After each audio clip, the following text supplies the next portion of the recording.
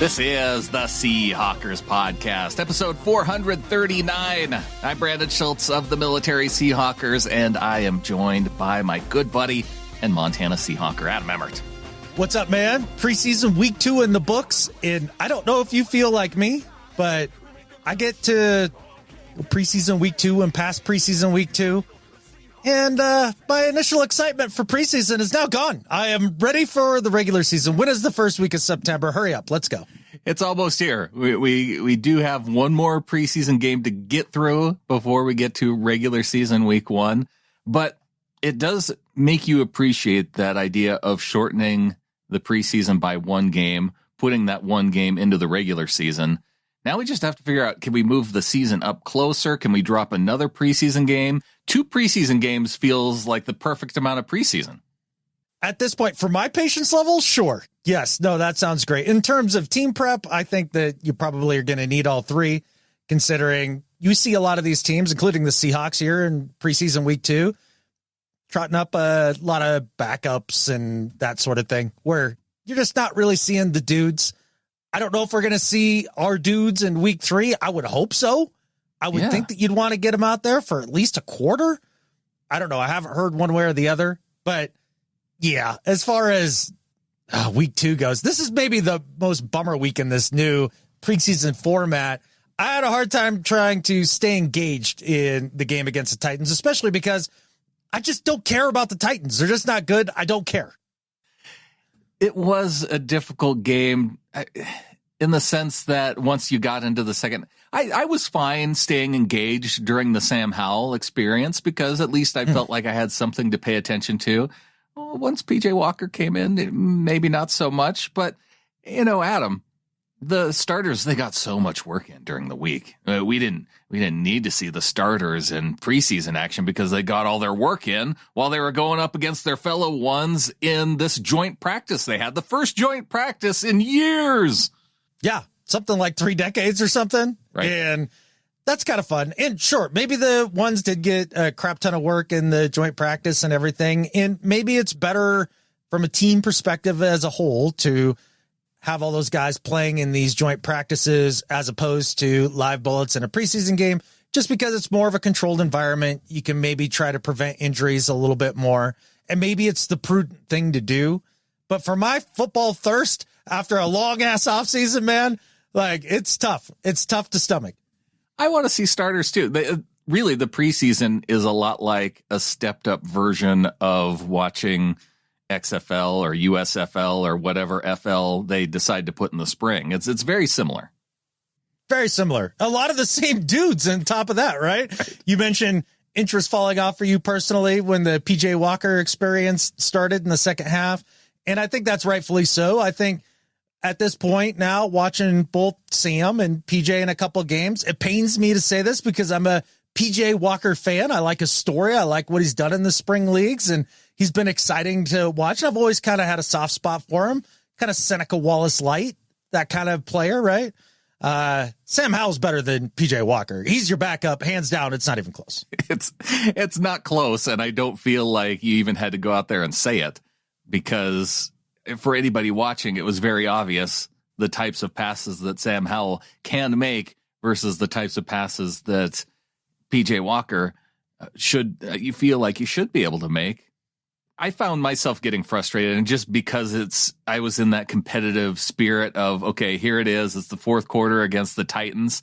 I was getting frustrated, like regular season frustrated with offensive coordinator calls. Cause I'm like, why are we throwing these out passes that PJ Walker can't throw? Why don't we give him some passes that he can complete so we can march down the field and win this game?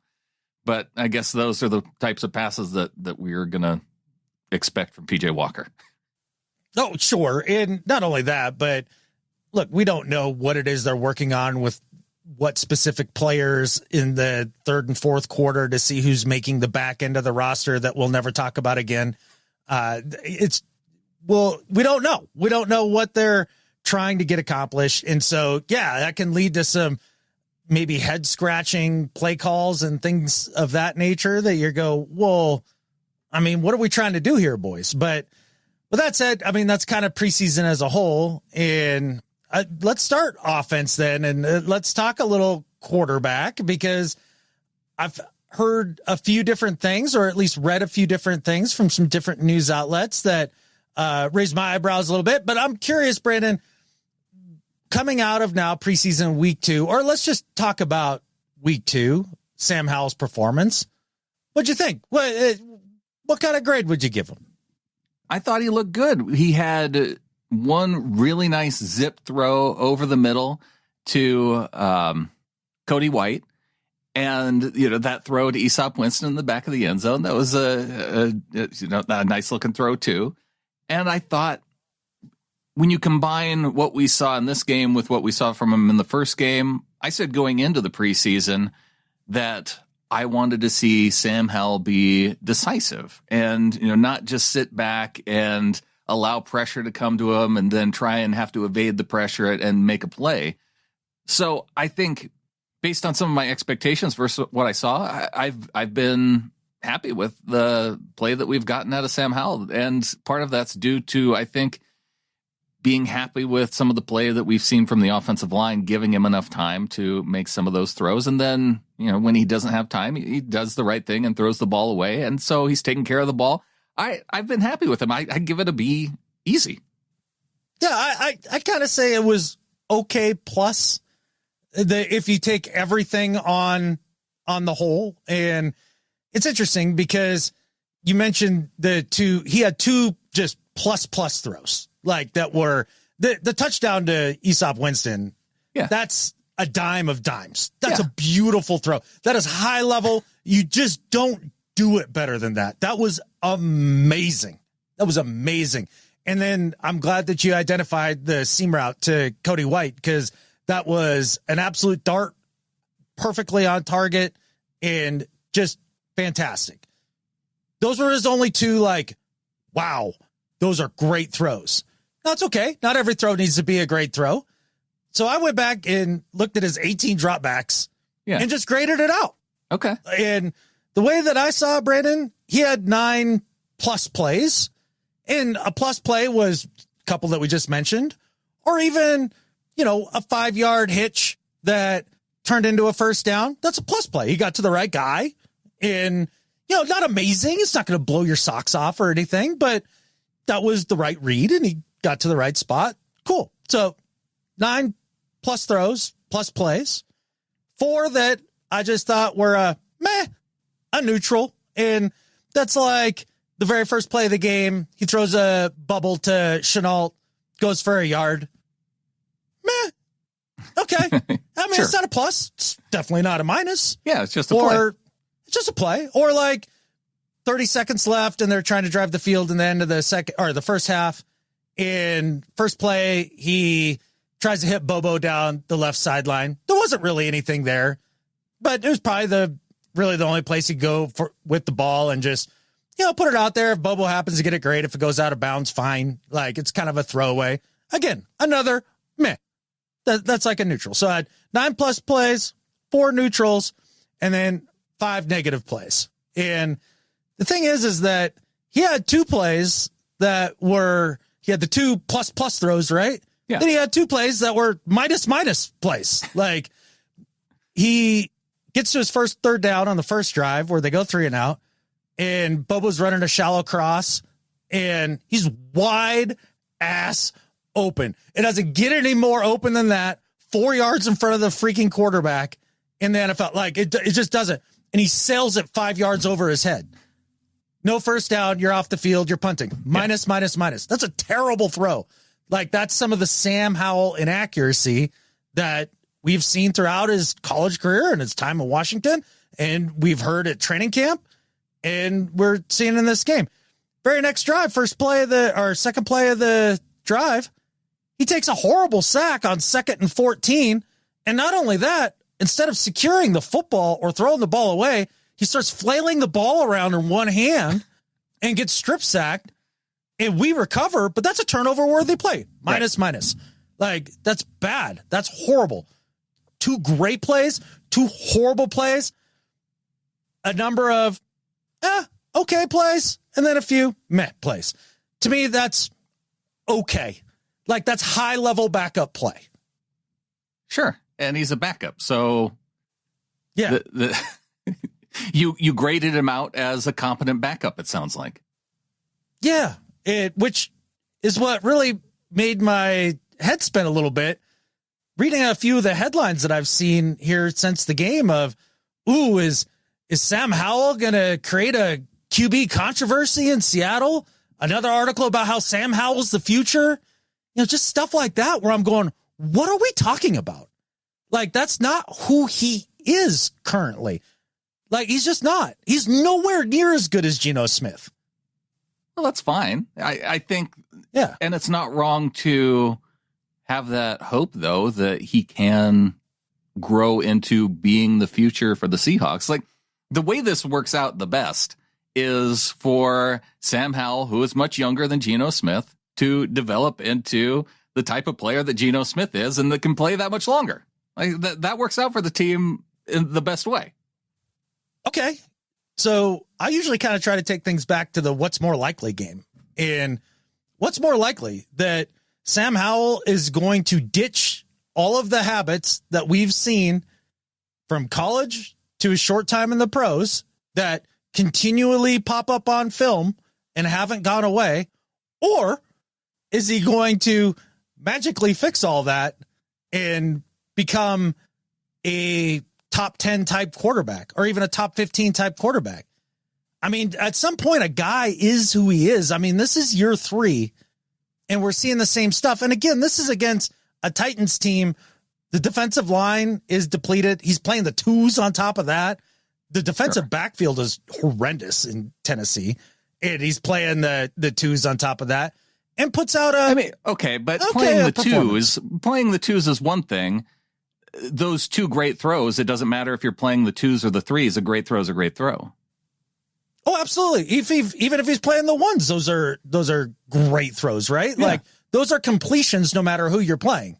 Like, right. No doubt. But we're talking about the two throws. Like, great.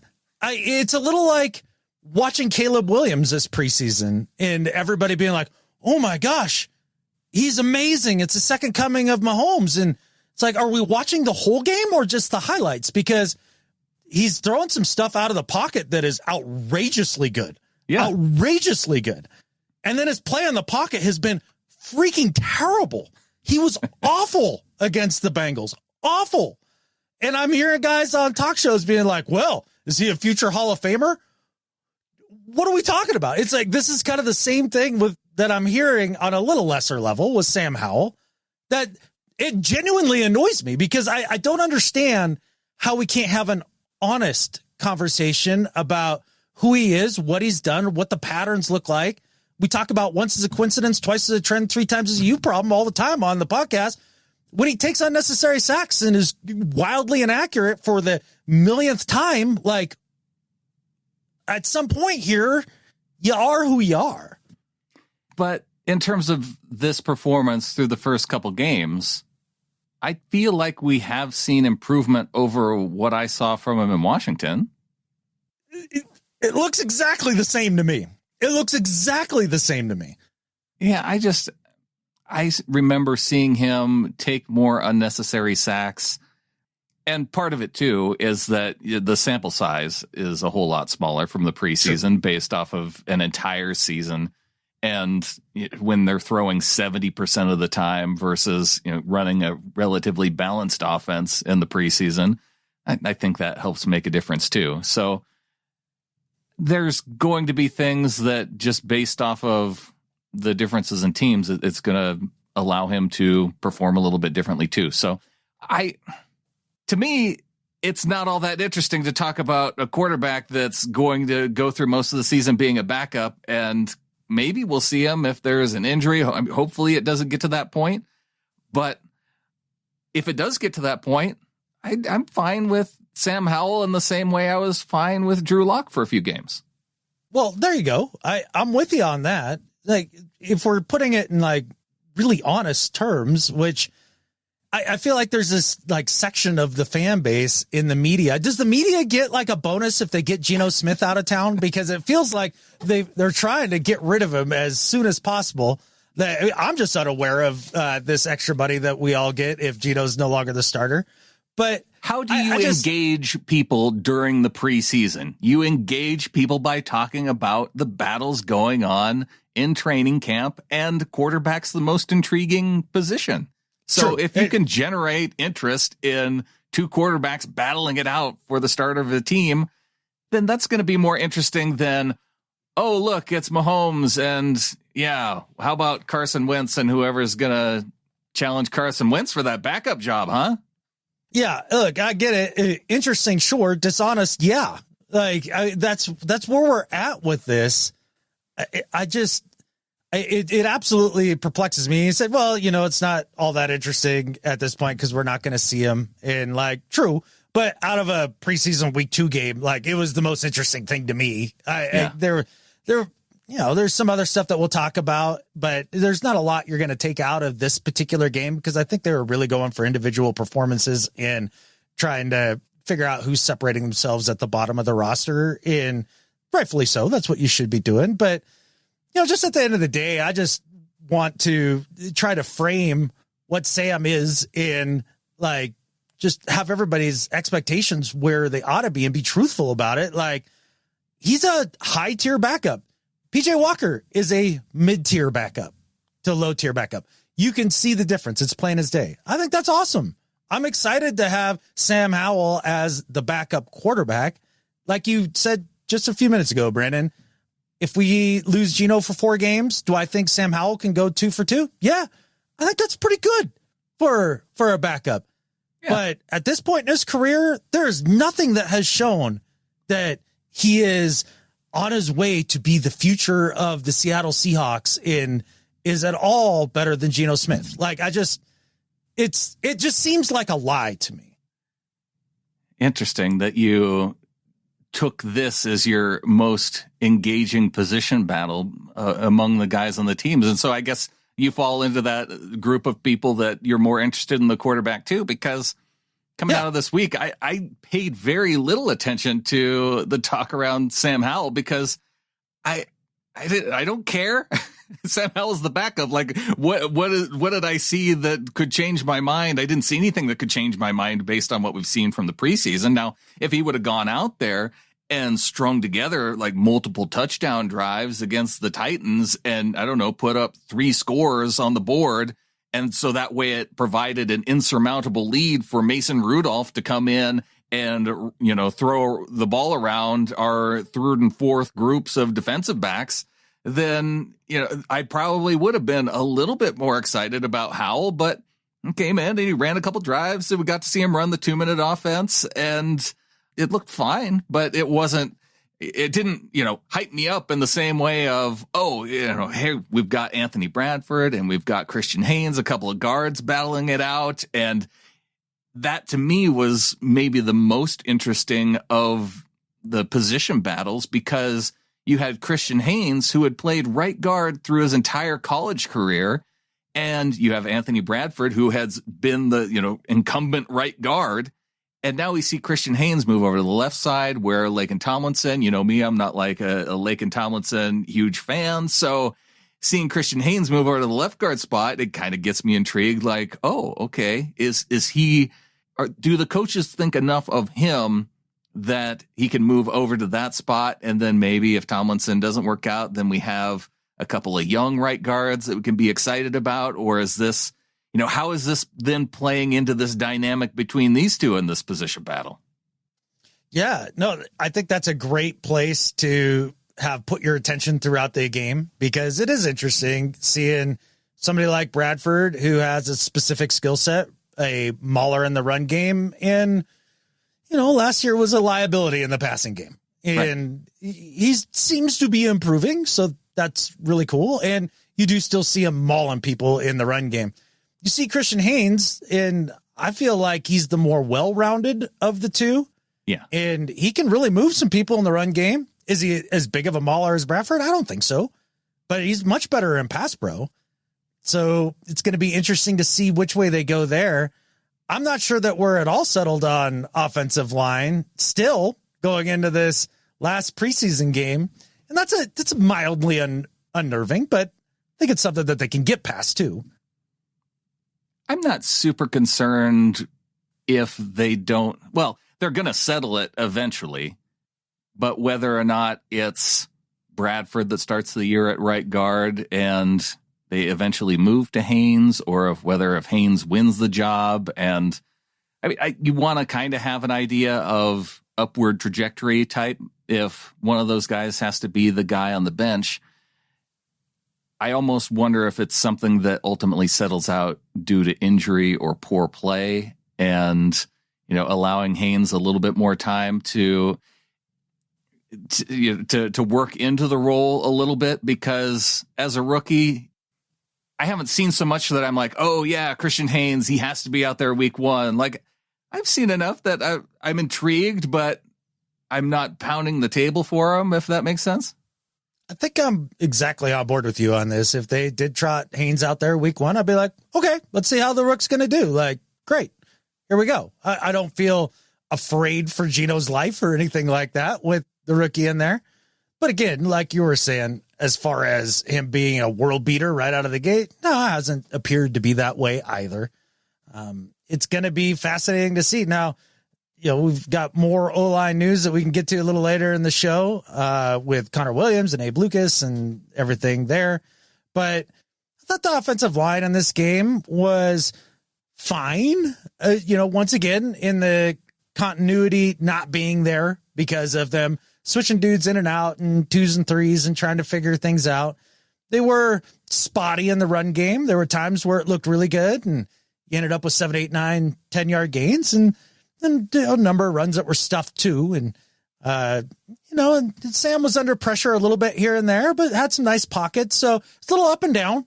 And the pressure really, the only pressures that I saw, it only came from the edges with Stone Forsyth and McClendon Curtis. Like, up the middle was solid.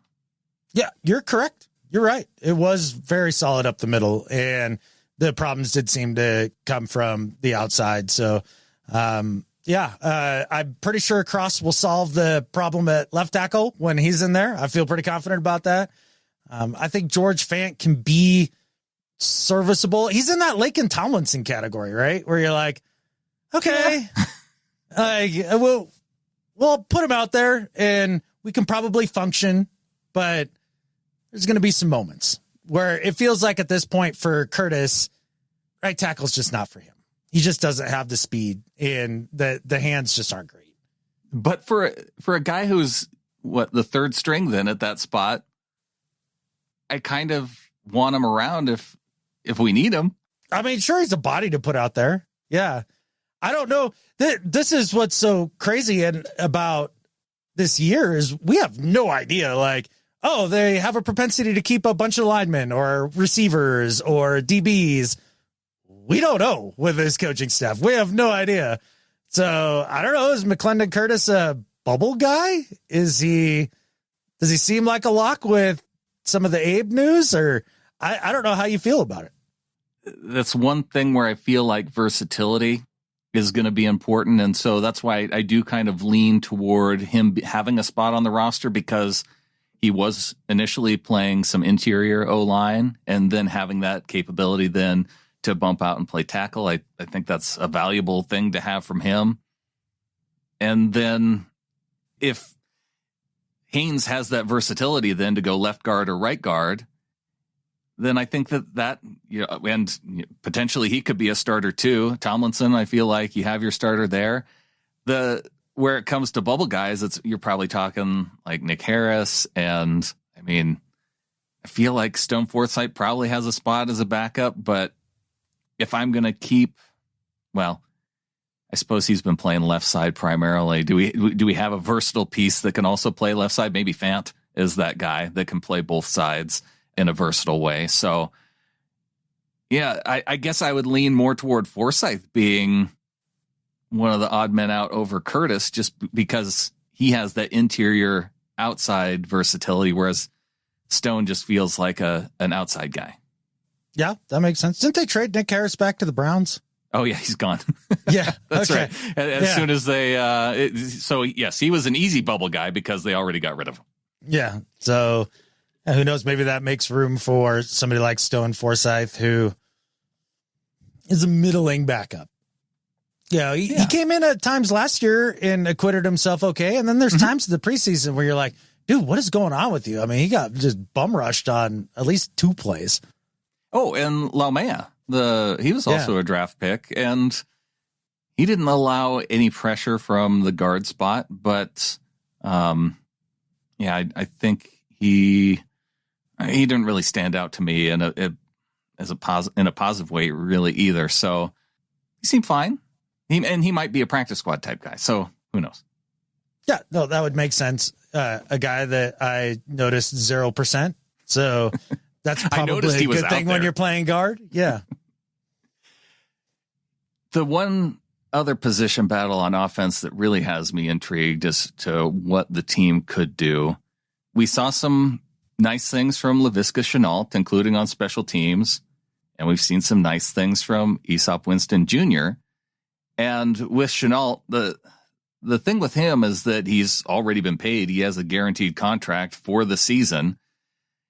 And Aesop Winston, a younger player by just a couple of years, and would be a much cheaper contract in year 2 because he'd be an exclusive rights free agent.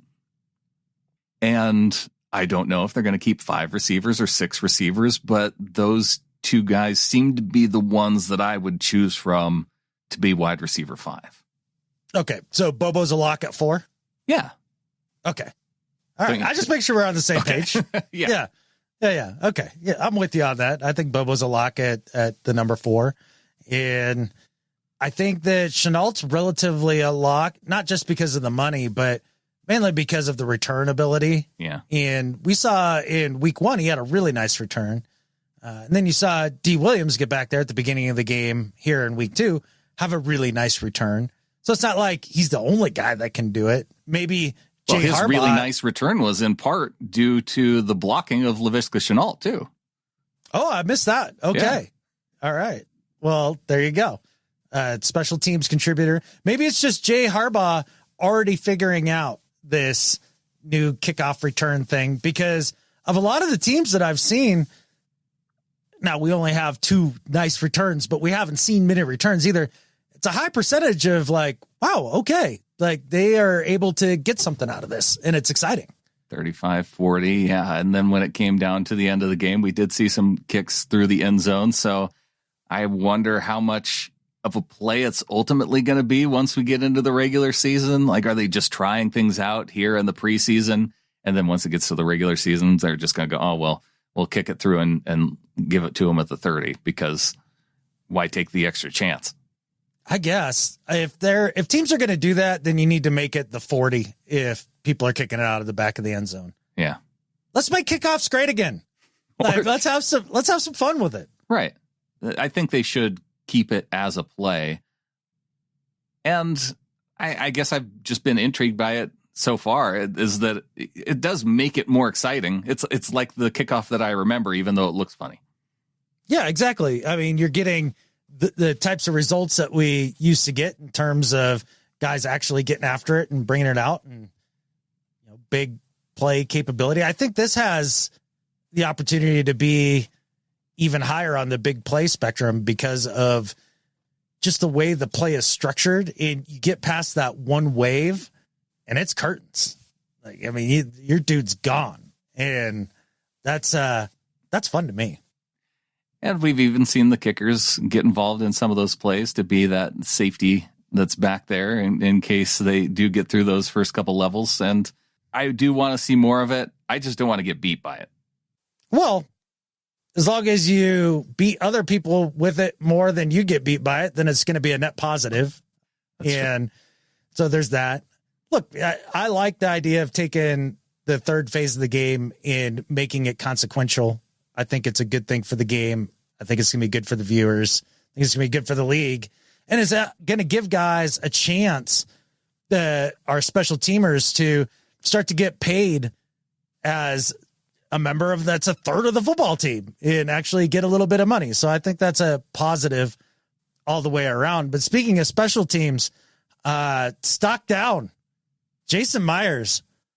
What in the actual catfish is going on with Jason Myers. 2 games in a row, 2 missed extra freaking points. He hit his field goals, though. Cool. Why are you kicking? I don't understand why he's kicking the extra points. Like, kickers in golf always have gone hand in hand to me, right? Yeah. It's kind of the same stroke. I watch Myers kick his extra points, and it's like he's got a wedge in his hands, and he's got a really open stance. He's got the club face open. He's aiming way left of his target, got a way open club face, as you do with like a chip, right? And instead of still chipping through the ball, he's kind of just aiming it and trying to, and doesn't get his hips through the ball. And that's why he's spraying them right. He missed both of them the same exact way. And in preseason week 1, he made a second one. It damn near missed to the right too. And then he goes out and kicks field goals and he uses his full stroke and it looks good. Why aren't we using your regular kickoff stroke on extra points? I don't understand. Why? Just pretend it's a 45-yarder. Who cares if it hits the net higher? Right. Yeah. Why would you not drive the football? It's not like you get it. Unlike golf, going past the hole is okay. Right. There's no consequence there. So, yeah, I don't know why you wouldn't just pull out driver all the time, to continue to use a golf term. So, yeah, just do that, because what we've seen from him kicking field goals has looked fine, and he's hit them well. Yeah. And then, is trying to guide the ball through the uprights on his extra points. Just kick the damn ball. Pretend it's a 55-yarder. Just stroke it. 2 missed extra points in the preseason. This is not the 2024 that we expected so far from Jason Myers, but that's a mental thing. You easily get through that. He's going to be fine, right? Please tell me he's going to be fine.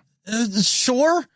But if I lose a game by 1, like we did this game, because freaking Jason Myers can't knock in a chippy, I'm going to be upset. Well, maybe one of them would have ultimately gone for 2 toward the end of the game. We saw, what did I saw some game where they decided to go for 2, essentially to tie it up in one of the preseason games. And I'm thinking, what are we doing? This is preseason. We don't need to end in ties. Like, either go for it or don't. Yeah. I don't know which game that was or what coach made that Chiefs decision. Game. I felt like I watched a lot of the Chiefs game leading up to the Seahawks game. And I think that they decided to, go for 2 at one point to tie it up when there's still plenty of time left on the clock. So why not just kick the extra point, and then you get the ball back, and then you can kick a field goal, and you don't have to worry about the potential for a tie. Yeah, no kidding. Like, if I was the opposing coach, I'd be livid pissed. They're like, what are you doing? We don't play for overtime in the preseason, my man. We don't do it. As interesting as some of the position battles are on the offensive side of the ball, I don't know if I have any that are standing out on defense. I feel like whoever ends up on the team defensively kind of just belongs there, because there are guys that I'm intrigued by in terms of their performance and improvement. Like Derek Hall has shown a lot of improvement, like his strength as a second team defensive end, pass rusher / linebacker. I've been really happy with him. Boy, Mafe looks good still out there. I'd probably put the most improved tag, though, on Derek Hall.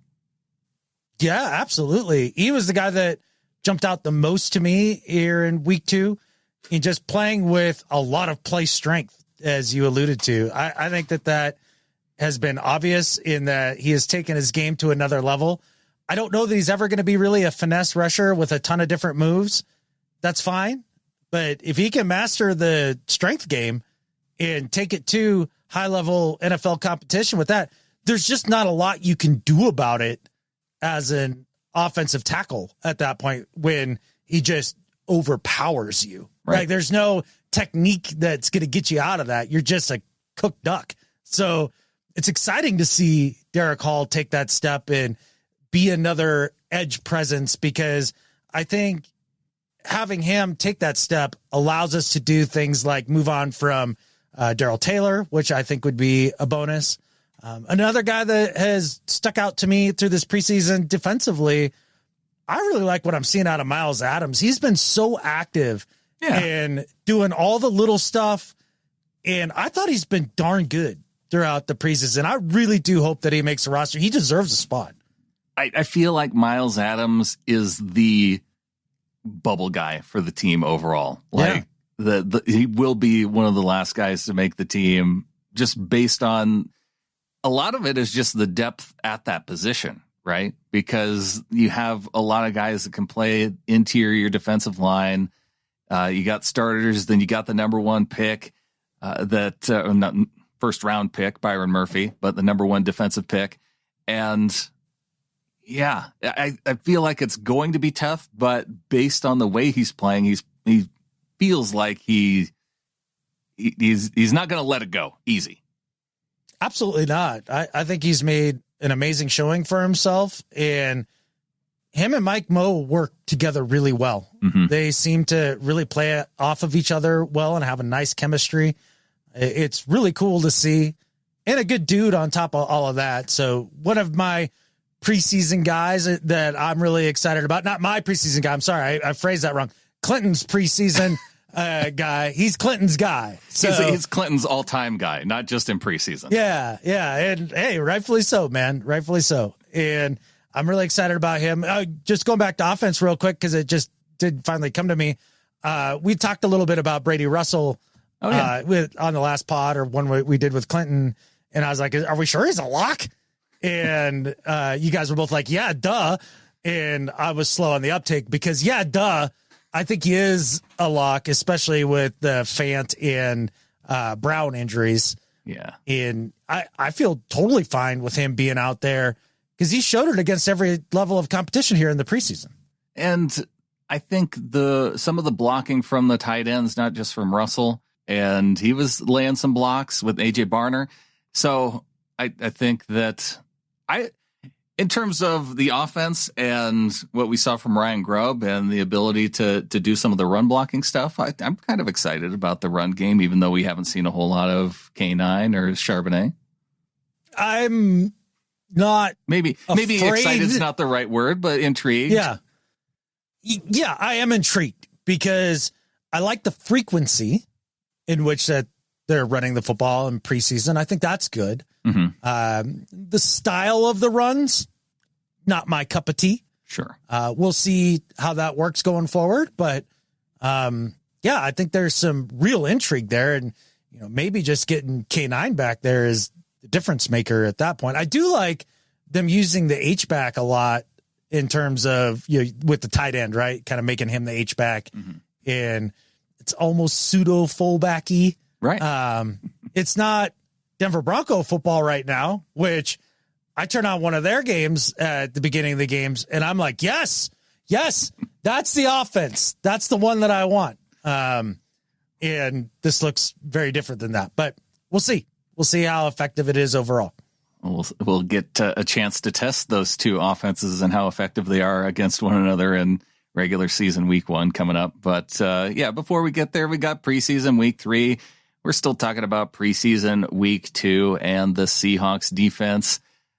In terms of other guys that I had my eye on, Kayvon Wallace continues to catch my eye just as a potential of a guy who I think could see some significant snaps despite being, on that second team because he was out there for 28 snaps in preseason week 2. Tyrice Knight, gosh, he was out there for, was he out there for the entire game?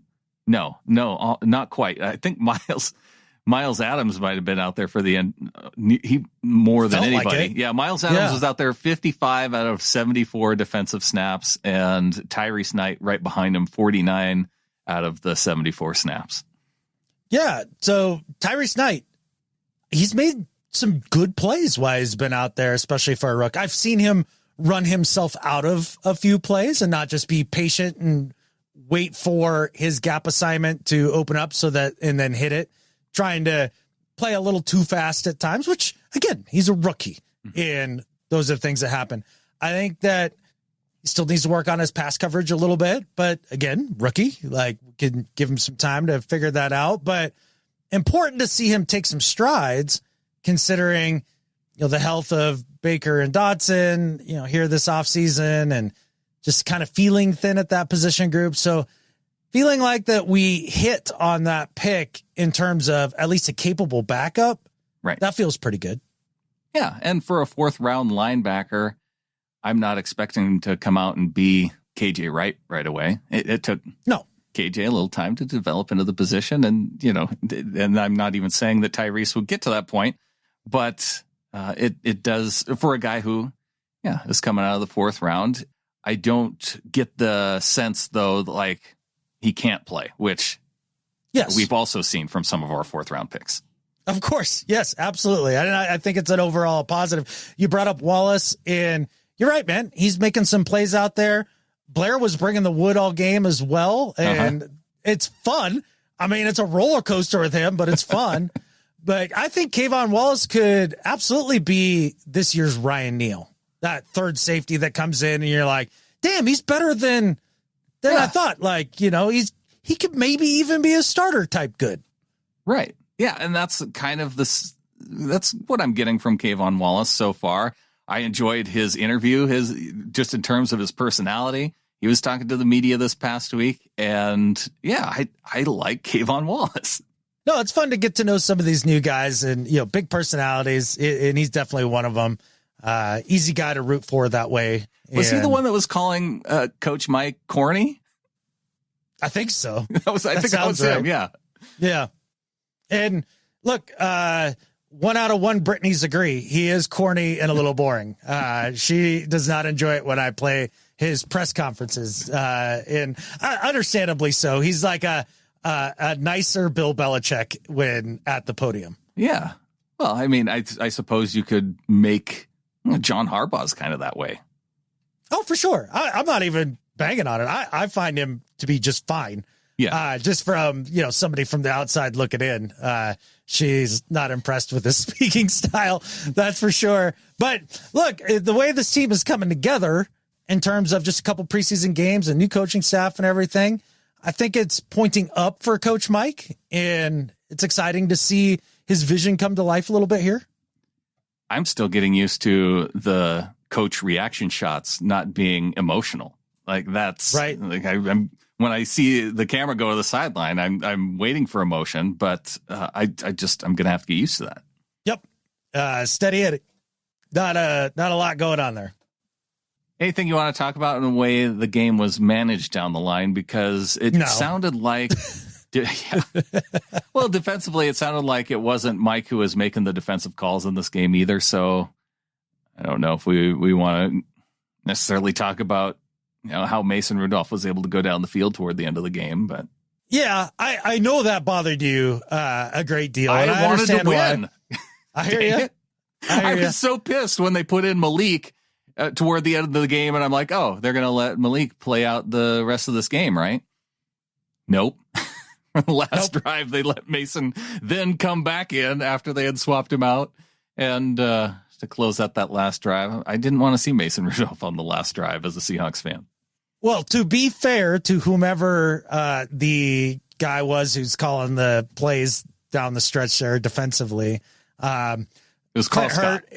Oh, was it Carl Scott? Okay. Yeah. I hadn't heard this, so I didn't know. Our first team defense and Clint Hurt last year couldn't stop Mason Rudolph and company when Pittsburgh came to town. So, Carl Scott in third string defense versus Clint Hurt in the first team defense. Right. Yeah, I understand. It's different in terms of personnel, but you know me. I was competing as a fan all the way to the end of that game. Yeah, me too. But then when we lost, I was like, yeah, I don't really care in any way, shape, or form. I tried to tell myself that, but I do. I have a little care. Yeah. Yeah. So I'm saving all those cares for the regular season and beyond, because one of the things that I take away from this is that this roster really is a top half of the league roster, if not a top third of the league roster. I think top to bottom. And with those kind of ingredients in the cupboard, I think Chef Mike can really make an amazing season out of this. And as I'm kind of seeing it, I mean, playoffs and a win, maybe two, that not at all out of the question. Is it certain? Hell no. There's a lot that could happen between now and then. And we've got a lot to see how this all comes together. But from week 2 preseason vibes, and I'm going to say vibes because that's all I hear about on from my daughter and social media and any political vibe coverage. Season. Yeah. Just vibes. That's August all we care about. That's vibes to this point. Like, we can't say weird and we can't say vibes. Like, thanks, politics. Oh yeah. They're not going to get me out of vibes and weird, man. Like, because those things exist in the NFL, right? Right.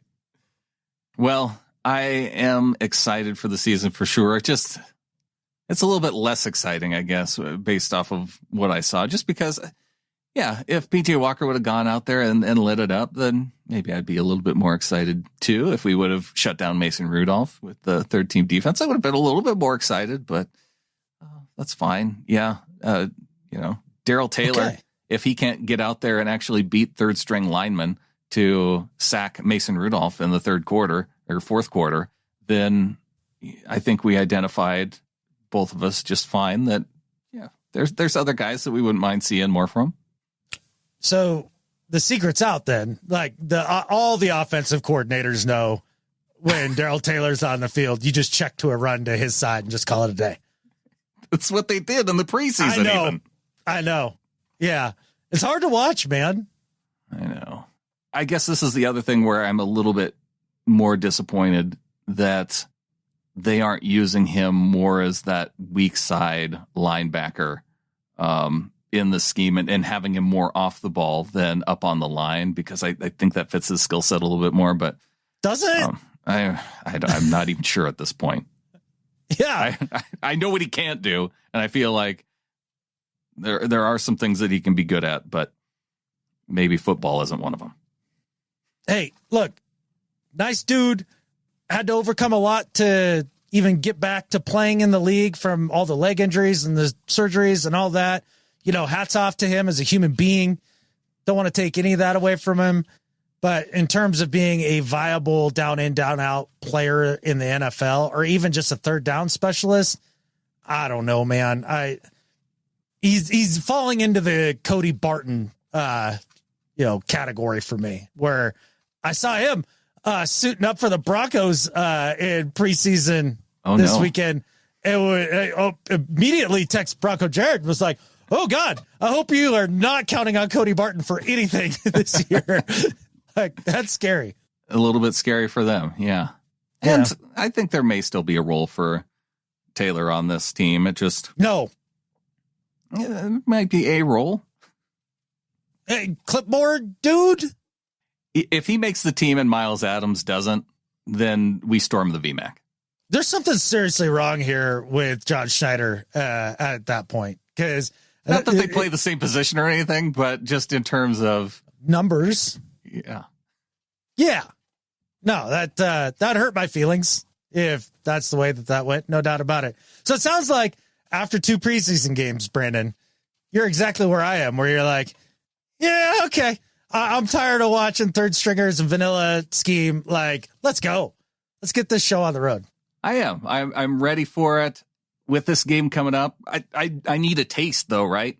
We're going to see some first teamers out there. Like, we, at least in front of the home crowd, we get to see the starters out there. I hope so. I hope so too, man. But if Coach Mike just takes a page out of any good drug dealer's playbook, he will give us that little taste and at least see the starters for a quarter. So we'll be all fired up week 1 and ready to rock when we host the Broncos and beat the living crap out of them, because they deserve it, as they always do. They do. And we do have some Denver Broncos news to get to, and that's going to be coming up after the break.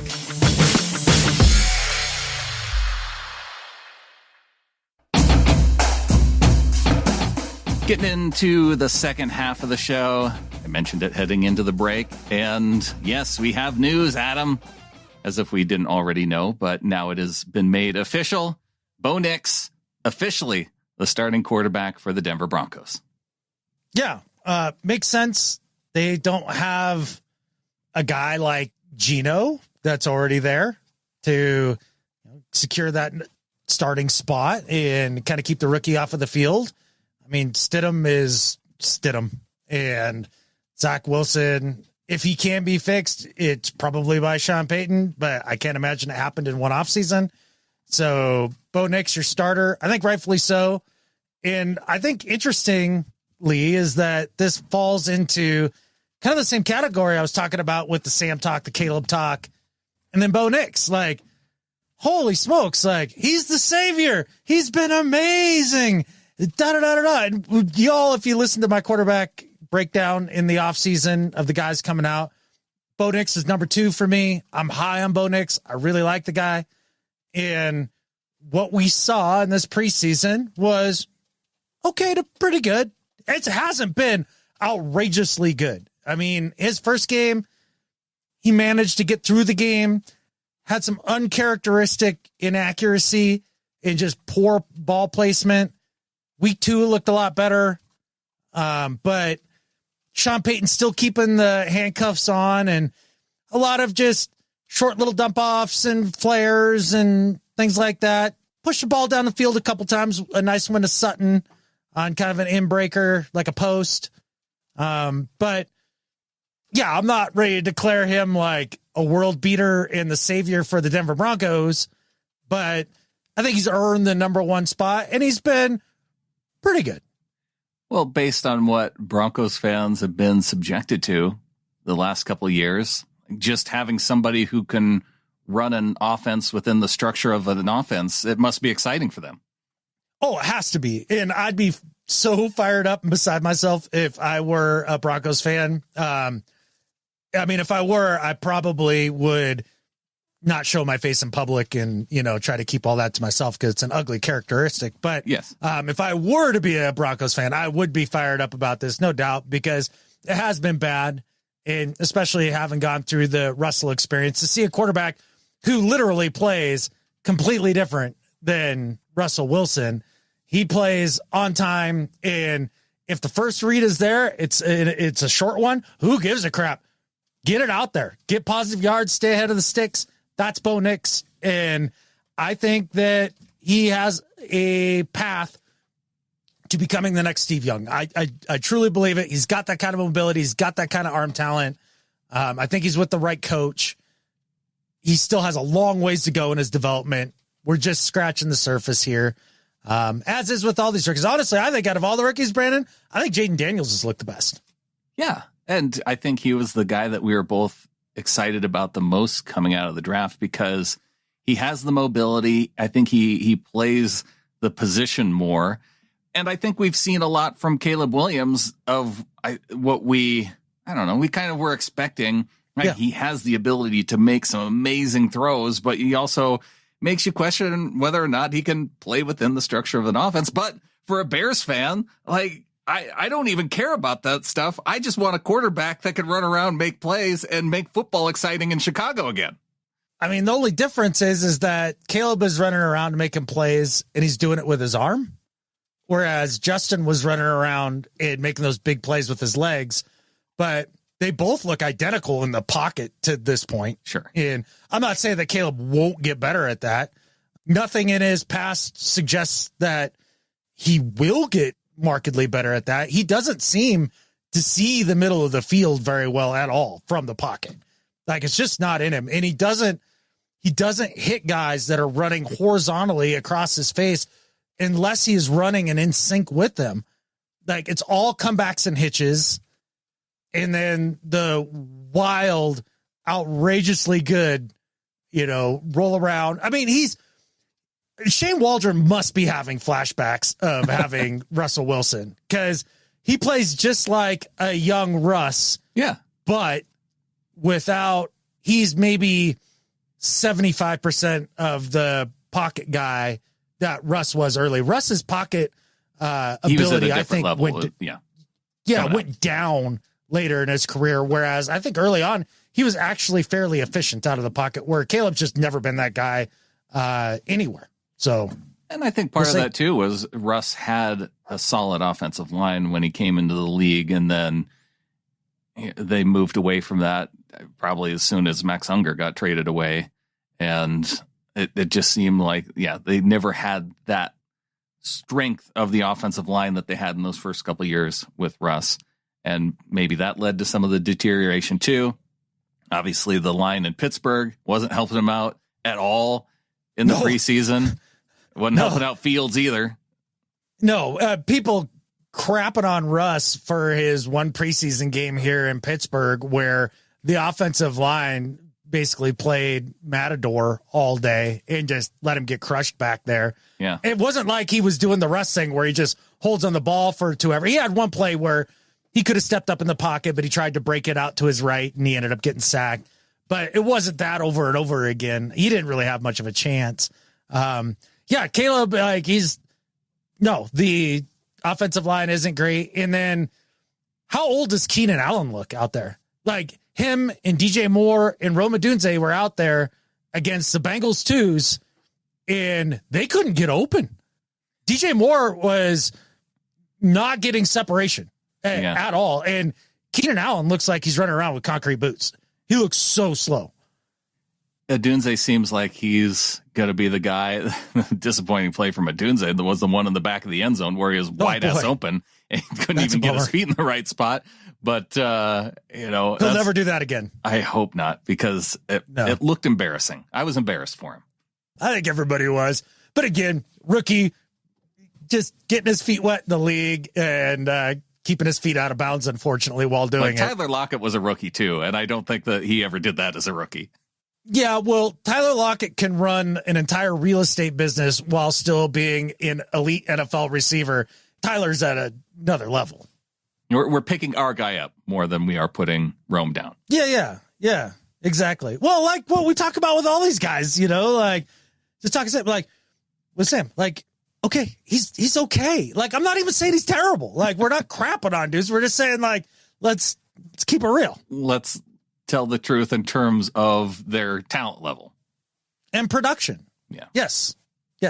Like Stetson Bennett is a garbage quarterback, and I hope that he ends up starting for the Rams at some point in the season. I know it says he threw 4 picks that first game, but he threw 5. That was unbelievable. I don't know what they're going to do because Jimmy G's suspended for the first 2 games. Was that a PED thing? It was a PED thing. What was he taking something to be even more handsome? What was Jimmy up to? I don't know, but it was only a 2-game thing. He made it sound like it was something that I don't know. It's one of those supplement things, I'm sure. Like these guys take all kinds of supplements and some of them aren't, you aren't able to take it. So it's not like he's roiding. He's just taking a substance that has the ability to enhance your performance. Yeah, it was probably like one of the lesser ones, and it was just barely over the tolerance line. Right. And, and then you end up with 2 games because you're not I'm going to imagine that Matt Stafford can stay healthy for 2 games. Yeah, I think he'll be okay. He'll have to be. Stafford, Stafford's not coming out of the game if he knows he has to hand the ball over to Stetson Bennett. Yeah, Matt Stafford, in no way, he'll glue his leg back on if he has to before he lets Stetson Bennett get out there. And I think Sean McVay would, help him with that because without Stafford, they're going to have a terrible year. I haven't watched a lick of Cardinals preseason, so I have no idea what's going on with them. The Niners, we've all heard about all the purdy turdies that are being thrown in practice. and the preseason. And he had another one in preseason. And again, we get to that once the coincidence, twice the chance. He does this so damn often. And he got away with it again in that preseason game. It wasn't picked off. So it wasn't? I thought it was. No, the dude that's dropped right. it. That's right. It didn't get picked off. But yeah, it brought me back to that quote that you brought up on the show of him wanting to be that guy, because didn't he look like it in that moment? Like he just was determined to make a play back there. There was no reason to run around and make a guy miss and then throw the ball way across the field into extra coverage. 1, it's the preseason. What are you doing? And 2, even if it were the regular season, why would you be doing that? Just either find a way to look downfield, run the ball and get minimal gain, or throw it away. Yeah. To be fair, that corner got off of his dude and came into the play, right? And he didn't see him at all. But even with that, I think the only legitimate excuse for throwing that ball is it is preseason. I mean, Yeah. I would have liked to see Sam do that on 3rd and 24 when he rolls out to his right and Brady Russell is doing freaking jumping jacks on the other side of the field without a dude within 15, 20 yards of him. Right. I'm not saying he would have gotten the first down, but it'd have been nice to at least see the completion there and make it interesting. Yeah, I suppose. What's going on with the Niners and Ayuk? Like, it felt so close to having some sort of deal with the Steelers in a trade. And then it's been crickets ever since. It's very strange. I don't understand at all. If I'm John Lynch, I would have traded Ayuk right before the draft, gotten some draft picks, helped out my team this year, gone that way, especially with drafting Pearsall. You could have drafted another kid too. It's Kyle Shanahan. It's a lot like Harbaugh in the sense of just throw about anybody out there at receiver and it'll probably be fine, especially with the way they run the football. No way in hell am I overpaying a slightly above average receiver in this league. I can think of 15 receivers I'd rather have over Brandon Ayuk right now, like easily. Yeah. Like he's just not that good. And he does think he's that good and wants that good kind of money. Like, no, thank you. As a Seahawks fan, yes, thank you. Like, pay your number, 4 option on offense? Yeah. Top of the market money at receiver? That's fine. That's less money you're going to have to pay a guy like, I don't know, Trent Williams, who's still holding out. And I feel like with that, it's either going to be, once he comes back, that's when there's going to be news. Trent Williams is that guy that he's like, yeah, I'm not coming in until you pay me. And I'm not even going to talk about it until I get paid. That's just, this is what we're doing. Yeah. Give the man his money if you're the Niners. Absolutely. He's proven that he doesn't give 2 craps about sitting out through half of a season. He did it in Washington. He don't care. And you need him. He's maybe the most important of, I heard JT O'Sullivan call that group of guys there on the Niners outside of Purdy, the Avengers. And he's the number 1 Avenger for them. There's no doubt about that. So it's fun to watch them in turmoil and to watch Purdy struggle a little bit in the preseason. It's going to be an interesting year for them because they did lose some depth in the trenches. I don't think that they're the absolute lock to be 11, 12 wins this year that pretty much everybody has penciled them in for, because I mean, we know every year, Brandon, right? Like half the teams that were in the playoffs last year didn't make it. There's always some surprises, AKA the Eagles last year. Yeah. Like I can see that in the future of the Niners. I think so. It's possible. I don't know if they miss the playoffs this year, but you definitely can see a downward trend, which I like.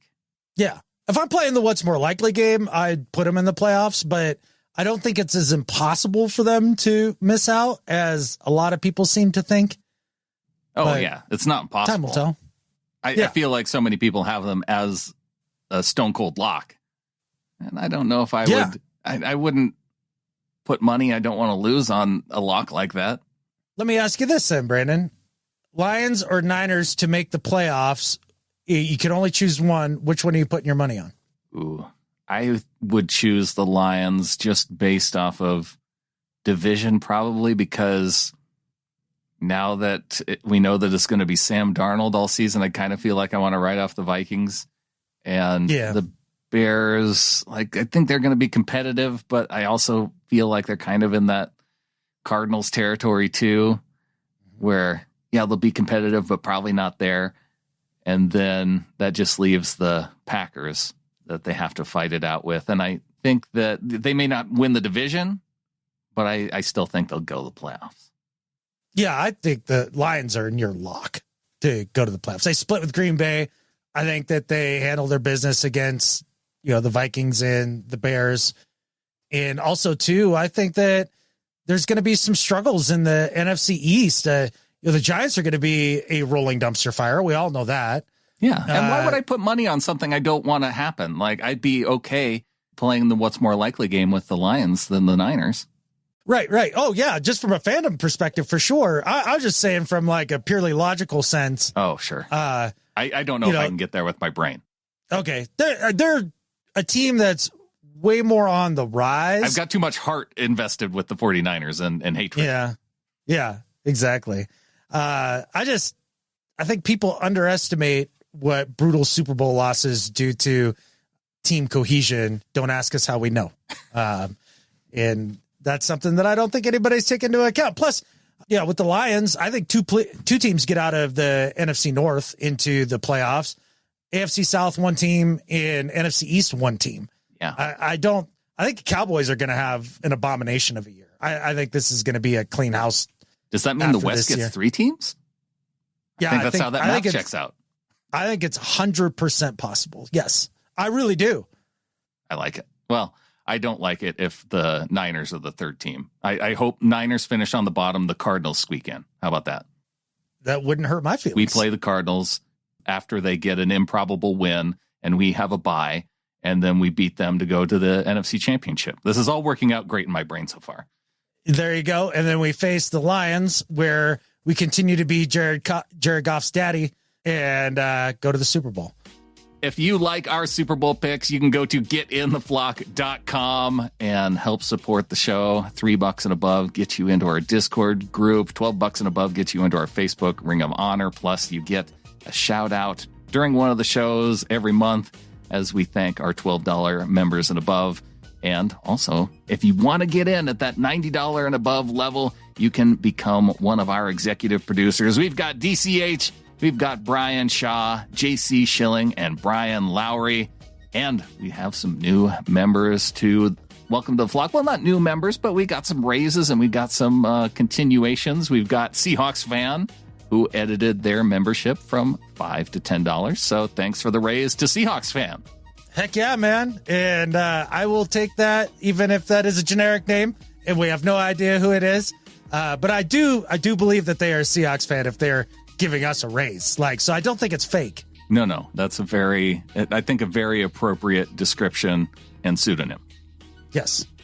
Pepper Horton coming in at $145.44 from the year. Pepper usually sends me a check every year, but I think he is liking the Patreon benefits and how all the shows must be within the one feed at getintheflock.com. So coming in via the website there and donating $12.12 for the entire year, $145.44. Dude, appreciate it as always, Pepper. I mean, you talk about loyal little flockers. There's not many, if there are any, that are more loyal than Pepper. He's been with us forever, man. We appreciate you, bud. Each and every year. You can count on it. So thanks to Pepper. Thanks to Garen. Adam, I once again found myself on the way out to Seattle. I got to Guaranteed Barbecue 10 minutes before it closed. Got some chicken, got some coleslaw, and I got some beans. And I got it from Garen. The ribs were long gone. He told me I could have called ahead and he would have saved some for me. But, when you're cutting it as close as I was just happy it was open. No kidding, man. And a good munch before you head back down the road, get back up to the Flathead there. And no, I hit it on the way back or on the way out to Seattle on Friday. Okay. All right. Friday's rib day. That way you didn't have to stop and eat in Ritzville. I know. Because there's nothing good there. No. Gas station hot dogs. Whatever McDonald's. the other. I guess they do have McDonald's there. What's the other? They have the Loves, but it's co-located. Is it? What's also co-located? Is it a Carl's Jr. or something? Yeah, it's one of those that we don't have in Montana. I've never eaten there. Even as much as I stop at that gas station in Ritzville, I've never eaten at whatever the restaurant is attached to the Loves.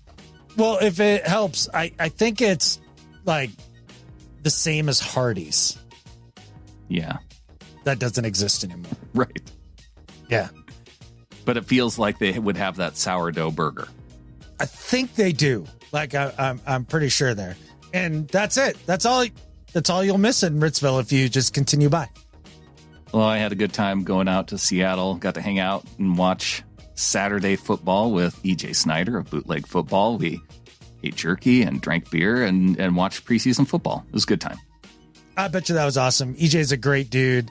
Did he take the time to try to convince you that Tua is great? Did you guys have that conversation while you were there? No, he was more excited and wanted to talk about Caleb Williams and all his fun throws that we got to see earlier that day. Yeah, I bet you he's just through the roof about Caleb, isn't he? He is. And you have to be if you're a Bears fan. You have to be. It's hard not to get excited because that throw where he rolled out and running to his left. It's weird that he can't hit a guy who is running across his face, but he can make a throw where he's running to his left and throwing downfield and able to hit a dime down the sideline. I feel like that's a harder throw. I would think so, but he really is good at throwing off balance and with weird arm angles and all of that. I get it. Outrageous. Just outrageously good, that throw. And I think it's another example of the dude's running dead away from him, right? Yeah. Rather than horizontally across the field. That sense of depth, he's good at. He's really good at it. So Caleb does that, and then Mahomes goes, oh, that's the throw that we're going to talk about all day? I'll just throw him behind my back to Travis Kelce, and that's what we're going to talk about all day. I have never in my life ever seen a behind-the-back football pass. Never. No. Not in a game, like maybe out on the practice field screwing around, like throwing it back and forth with a coach or something. Yeah. But again, that's why when people are comparing the one to Mahomes, it's like, okay, just wait. Just pump the brakes. All right. If anybody were to try that, I feel like they would end up looking silly in a game. Oh, God, yes. Yeah. Did you hear Patrick's explanation? Yeah, that he was pissed. Yeah. Well, Travis Kelce didn't run the right route, so. And then Kelce was like, well, I couldn't hear the play because of the way he talks in the huddle, so. I know. That was hilarious. That made me about fall out of my chair. Yeah, those guys are fun. But they can stop being good anytime soon. Yeah. I don't know if it's going to be anytime soon, though. That defense is still good. That Worthy kid looks legit. Yeah. And then Mahomes is Mahomes. I need to do better at appreciating greatness rather than rooting against them. I've done that a lot. Even going back to Michael Jordan when we were kids, it was like, screw that guy. I hate the Bulls. I just want another team to win. I have a hard time. I couldn't do it with Brady. So, yeah, it's been my whole life. I just need to take a step back and say, okay, these guys are great, and I need to have an appreciation rather than rooting against them. It's a lot more fun. I can tell you that. Like, I love Jordan. I was a big Bulls fan as a kid because, again, we don't have any NBA teams anywhere near us, right? But as far as Brady, like, yeah, I've always had an appreciation for him, Mahomes. The one time that I was on the other side of this, though, Brandon, where I can feel your pain, I've never been a Tiger guy. Oh, like, really? I just can't stand the guy. Yeah. Yeah. See, I think maybe that's where I did depart a little bit because never really cared for Phil during that time. I wouldn't say I actively rooted like hard for Tiger, but I didn't necessarily wait for his demise in golf. I did. I was the second he wrecked his car and found out to be banging Waffle House chicks. That was one of the better days of my life. You're like, good. Now, but then, can you name a golfer since that you've enjoyed? Oh, shoot. No, it's right on the tip of my tongue. Bubba Watson. Okay. Yeah. Self-taught swing. He doesn't have the country club swing. Like, that's the thing about golf now. Mm-hmm. It's like, remember back in the day, Arnold Palmer, Lee Trevino, Corey Pavin, like, go down the list. All the swings were different. Sure. And they all were interesting in their own ways, right? Now everybody's got the same exact cookie cutter country club swing. It is no fun. Bubba Watson, no. He taught himself, and he looks like it. He can join that chain with Jim Furyk, guys that just have... Daly. Yeah. How could you not be a Daly fan? I don't think it's possible. I don't either. Because that's a guy who shouldn't be an athlete on any level. Exactly. And gives yet he hope could. to the rest of us dumb drunks, right? Like, he can go out there, whoop people's ass on a fifth of whiskey and call it a day. Like, that was fun. Well, a big thanks to everybody helping to support the show. Hey, you didn't have any mailbag stuff this week, but if you want to be a part of it, you can go to SeahawkersPodcast.com, click the contact link. If you want to subscribe to this show, other shows, we've got For the Hawkra, which if you have been wondering, like, when are they going to do 3 in, 3 out? Or Seahawkers What If? Where did those shows go?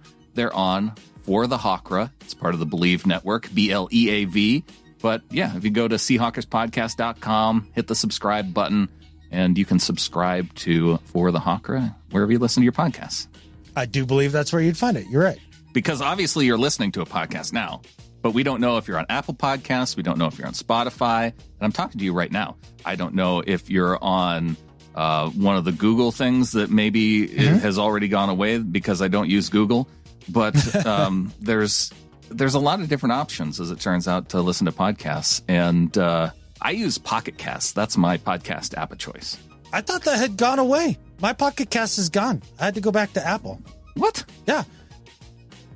Said, sorry, no longer a thing, or whatever error message that I got. You know what? They probably upgraded to a new version and you refused. And so it finally just deleted it off your phone because they weren't going to support that app anymore. That's awesome. I love being forced into choices I don't want to make. It feels great. Just search for the new app in the App Store. Maybe you need to pay for it now. Or just let me use my catfish that works for as long as the catfish works, instead of like making the catfish not work with your catfish updates. I hate it. That reminds me, though, I think I do need to put in an update for our app. I need to hear from people who use our app to make sure our app still works wherever people are using it. Yeah, that's probably good to know. I should probably figure that out, especially before the season. It seems like a good time. But I don't want to update it and have it break either, because I know then you would be upset. For sure. I'd be so mad. But with that said, I can understand why there was no mailbag questions, Brandon, because everybody's in the same boat that we are. We're like, preseason, week 2, fine. Give me the regular season. Like, let's go. It's time. Let's get on to do better and better at life. All right, man. My do better this week is for the Sporting News in Tim Weaver. Title of the article: Seahawks QB Geno Smith ends Instagram silence with posts that can be read more ways than one. All right. Basically, the article goes a little something like this. Geno approached the team and tried to talk about a new contract. Oh, my stars.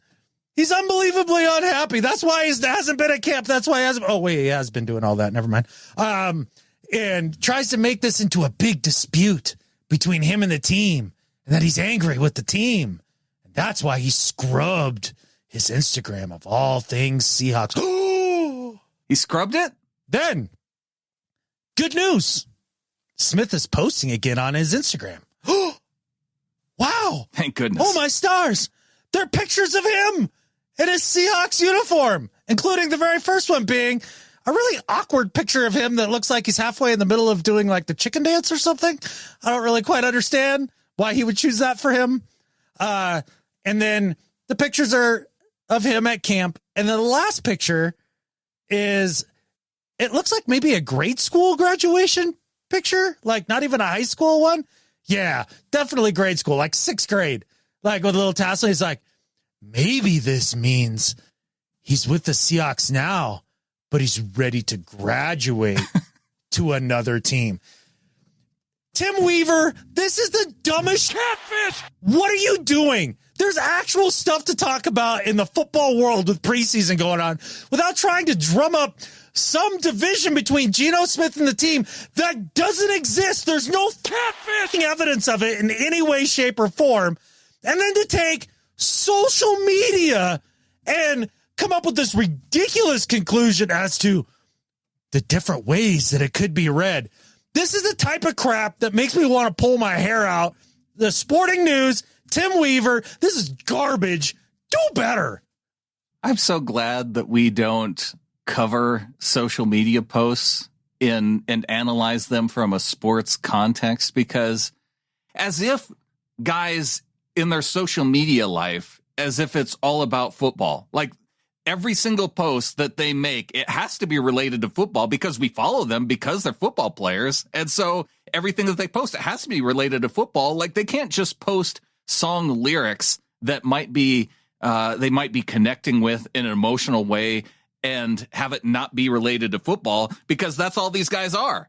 And I find it so weird when people do that. They're like, ooh, those are some emotional lyrics that he's quoting in his social media post. Maybe this means that he's not happy with the team or somebody within the team that's making him feel this way. Or he's just in his feelings because there's something else going on in his life unrelated to football that connects him to the lyrics. It could be anything. Or he went to his neighborhood Starbucks for the 5th time this week, and for the 5th time in the row, the barista wrote his name wrong on the cup and didn't put in the extra cream or whatever it was that he wanted, right? Stop spelling Gino's name with an I, barista. And all the haters in the comments that don't like Gino, who I can't tell if they misspell his name because they're just stupid or because they're stupid. Oh, sorry, that was the same thing twice. Or they do it on as an intentional thing to try to give some disrespect. I don't know. It doesn't make any sense, man. I don't think it would make any sense to extend Gino at this point either. Like, what do the Seahawks necessarily gain from giving Gino a long-term contract? He's under contract for 2 more years. It's a very favorable team contract. I can understand from Gino's perspective wanting a new contract and at this point in his life, he's probably only going to get one more really good contract. And you want to get that money as soon as possible. So it's definitely worth reaching out to the team to talk about it. But if John Schneider wants to be like a hardcore GM bad guy type dude, he could say, Gino, play out your contract. And if you're really, really good, we're just going to franchise tag you for 2 more straight years. And you won't get another contract. Right. And I do agree with you. Like, number one, from Gino's perspective, does it hurt to be like, think we could do a new contract? I'd like to do a new contract. If they say no, you go, oh, okay. All right. Like, I mean, it's not like this is some contentious thing. And then 2, you're right. It makes no sense for the Seahawks at this point because Mike and Grubb and, the whole new regime, they've got to decide through this first year whether or not they want to move forward with Gino. Like, this is his year to prove to them and vice versa that this is a marriage that works. Why would you make a long-term commitment when you've only gone on 2 preseason dates and Denver Broncos. Exactly. Yeah. Exactly. And John Schneider is not as dumb as other Peyton. There's 1,000 Peytons in Denver, but the GM Peyton. Yeah. That one. Yeah. Yeah. Giving that contract to Russell Wilson before they even had him play a snap. But don't get into that. I don't think it's the same situation, but no. Why do it if you don't have to? Yeah. My do better this week is also social media related. It's to the Chargers social media team. The Chargers, they get a lot of credit for the amount of funny things that they've done over the years. This past weekend stunt at the Chargers Rams game, not one of those things. If you haven't seen it, it's a kiss cam moment at the stadium. They put up the kiss cam, they go around, everybody gives kisses as the camera. Well, the camera goes to a Rams fan looking at his phone, a Chargers fan, and she points to the camera. And the guy who's playing the part of the Rams fan, he does a terrible job at looking surprised that the camera is suddenly on him. He holds up his hand to the camera. As he stands up, he's telling the cameraman, hold on a minute. Then he goes down on a knee as he's kind of sticking out in the aisle of the upper level. He opens up a ring box, and all of a sudden she starts gesturing. It's a no, and closes the box. Just at the same time, there's another girl walking down the stairs, spills her nachos and drink all down his shirt. A hilarious, humiliating moment for a Rams fan, and a woman completely justified in saying no to someone who'd consider being a fan of that team. Just that it was fake. It was a guy who was hired to wear a Rams jersey to help set up a viral clip. Apparently, Rams reporter Jordan Rodriguez said she saw them rehearsing in the stands before the game. This crap is lame. Anyone who saw the clip online could see it was very poorly staged. Whoever came up with that idea, they need to do better. Oh my God. This just confirms all of the things that we have been saying for years and years and years. None of the Rams fans are real. What I heard, Brandon, is that stadium, they're all AI generated. No real fans. No real fans. I do hope, though, that there's a lesson that we can all take away from this. If a Rams fan ever proposes to you, it's highly likely they're just a paid actor, and so you should definitely say no and dump food on them. I think that's fair. Yeah, I think that's the exact right course of action. And yes, you put this in Do Better, but honestly, I mean, this might be Better at Life just because it does confirm how piss poor all of the fans in LA are. It's pretty bad. But I had a Better at Life that I really wanted to talk about it, and it is when Coach Mike Krzyzewski, I can't even say it. Coach K. Hey, if you can't spell it, you can't say it. I get it, man. Krzyzewski is hard to say, and that was kind of mumbling through it just to get you to the point. Krzyzewski. Just do it really fast. Yeah, well, when Coach K isn't winning gold medals for our USA basketball team, it looks like he's been helping to save relatively obscure high school sports programs. Yelm High School, Adam, in Washington, they're facing a ton of cuts because there was a school levy. It didn't pass this past year, and it led the school then to cut the C teams, which I don't remember. I don't think we had C teams. I think we just had varsity and junior varsity, but I guess the level below that is referred to as the C teams.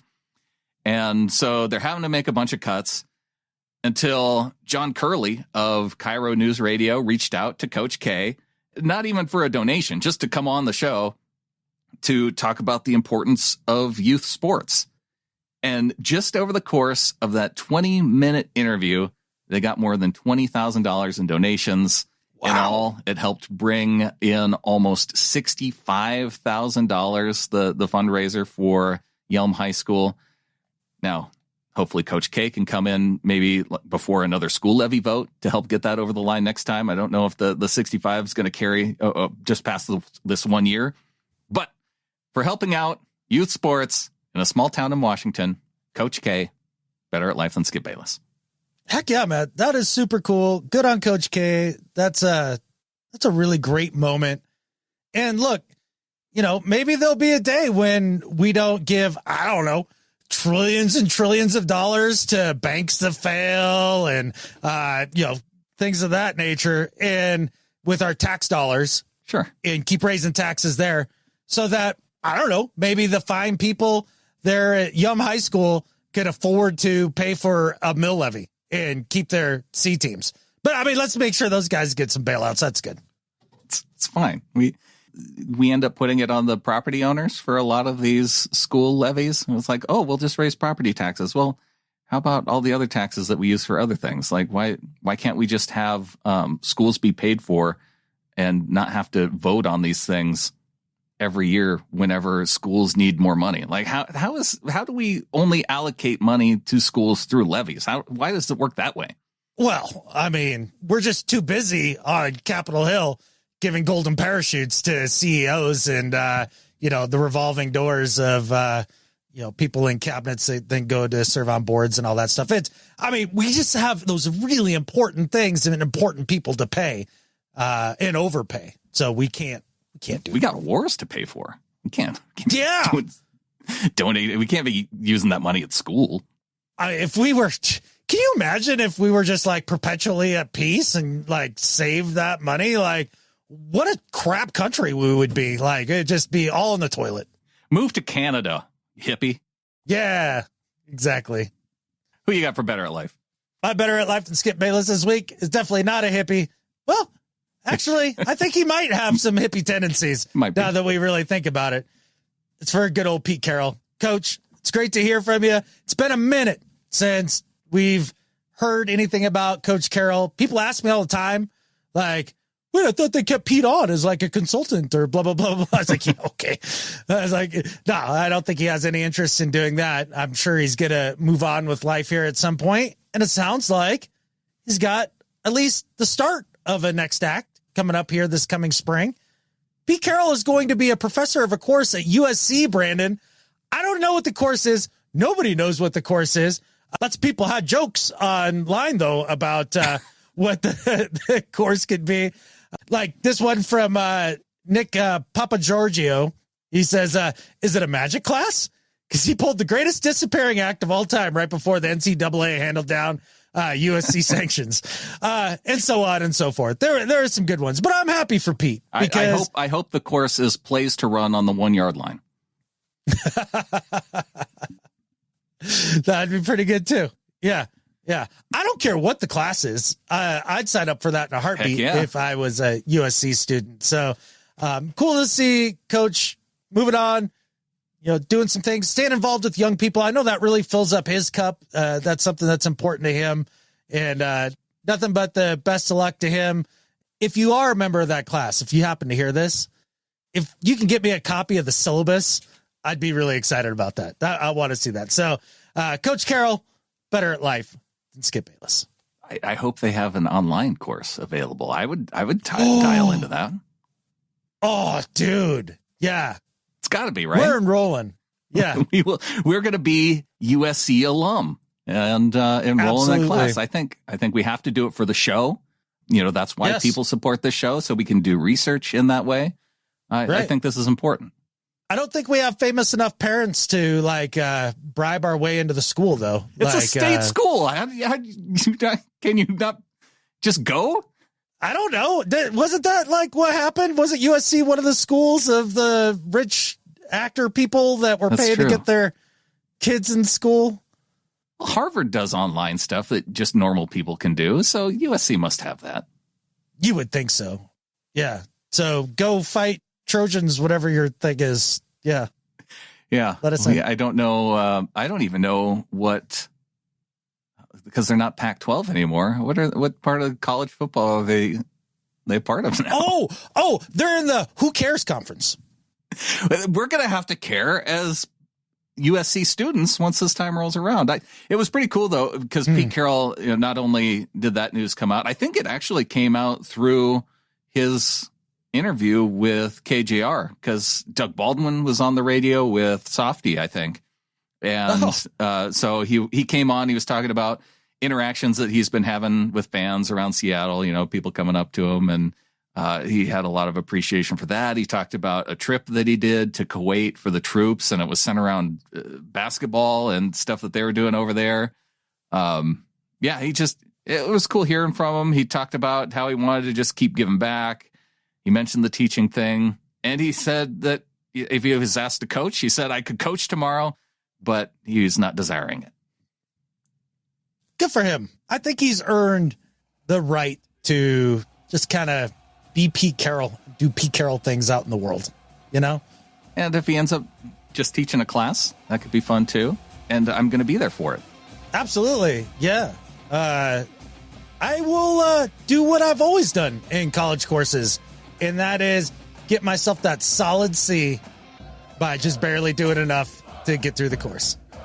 And I think with that, there's only one thing left to say. Go Hawks. Go Hawks.